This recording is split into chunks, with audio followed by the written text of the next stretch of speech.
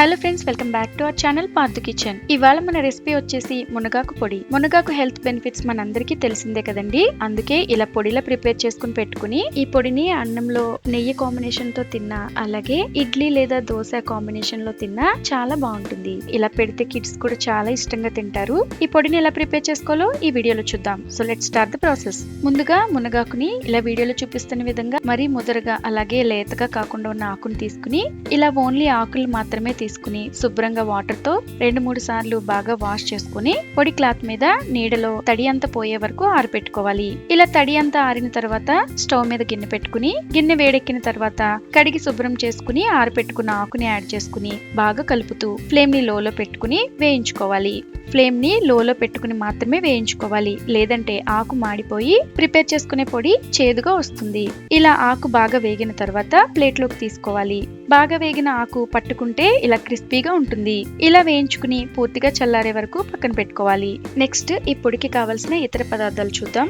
వీటిని నేను తీసుకున్న మునగాకుకి సరిపడగా తీసుకుంటున్నాను. నువ్వులు 2 స్పూన్లు, శనగపప్పు 2 స్పూన్లు, మినపప్పు 2 స్పూన్లు, అలాగే ధనియాలు 2 స్పూన్లు, జీలకర్ర 2 స్పూన్లు, అలాగే కారానికి తగ్గట్టుగా ఎండుమిర్చి నేను 10 తీసుకుంటున్నాను, 6 వెల్లుల్లి రెమ్మలు, చిన్న నిమ్మకాయ సైజ్ అంతా చింతపండు. తర్వాత మనము ముందుగా మినపప్పు శనగపప్పుని యాడ్ చేసుకుని లో ఫ్లేమ్ లో డ్రై రోస్ట్ చేసుకోవాలి.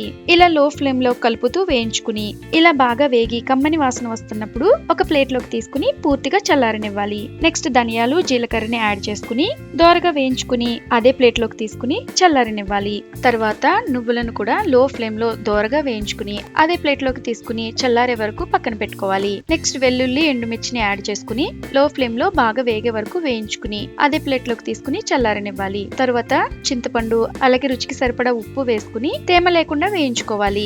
మనం చేసుకునే పొడి ఎక్కువ రోజుల పాటు నిల్వ ఉండాలంటే ఇలా తేమ లేకుండా వేయించుకుని పూర్తిగా చల్లారనివ్వాలి. ఇలా వేయించుకున్న పదార్థాలన్నీ పూర్తిగా చల్లారే వరకు పక్కన పెట్టుకుని చల్లారిన తర్వాత ఒక పొడిగా ఉన్న మిక్సీ జార్ లో యాడ్ చేసుకోవాలి. ఇలా యాడ్ చేసుకుని మెత్తని పొడిలాగా గ్రైండ్ చేసుకోవాలి. ఇలా మెత్తగా గ్రైండ్ చేసిన పొడి కాస్త ముద్దగా ఉంటుంది. అందుకే ఈ పొడిని ఒక పొడి ప్లేట్ లోకి తీసుకుని ఇలా పరుచుకుని ఒక 15 నిమిషాలు ఆరబెట్టుకోవాలి. 15 నిమిషాల తర్వాత ఏదైనా ఒక ఎయిర్ టైట్ కంటైనర్ లో స్టోర్ చేసుకుని అస్సలు తడి తగలకుండా యూజ్ చేసుకుంటే ఎన్ని డేస్ అయినా నిలువ ఉంటుంది. చూసారు కదా మునగాకు పొడి ప్రిపరేషన్. ఒకసారి మీరు కూడా ఈ రెసిపీని ట్రై చేసి మీ ఫీడ్బ్యాక్ తప్పకుండా కమెంట్ చేయండి. అలాగే రెసిపీ నచ్చినట్లయితే లైక్ చేసి మీ ఫ్యామిలీ అండ్ ఫ్రెండ్స్ కి షేర్ చేయండి. Thank you for watching.